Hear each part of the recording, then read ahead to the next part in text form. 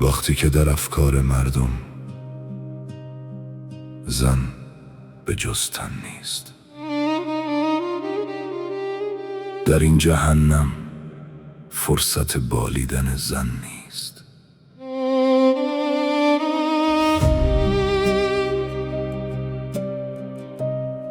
دنیای نامردان شده یک لذت آنی، این روزها دیگر کسی دنبال ماندن نیست.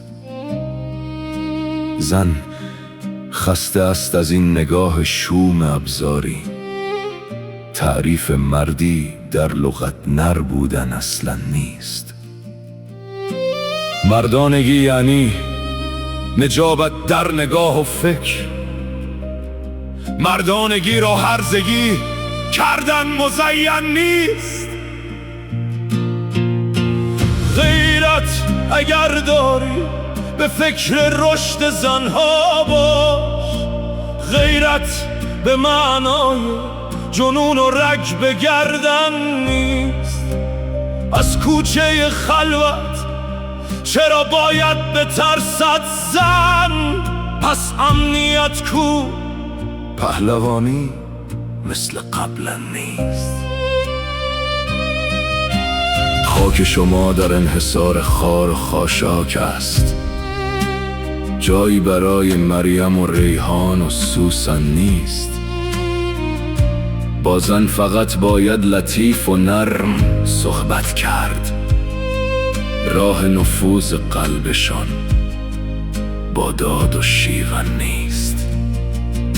زن برگ آس خالق است و بی نهایت عشق، خورشید هم مانند او زیبا و روشن نیست.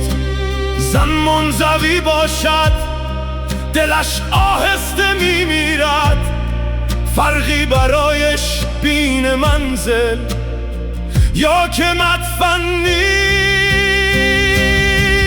زن میتواند هم موفق باشد و مادر، زن که برای کلفتی یا ظرف شستن نیست.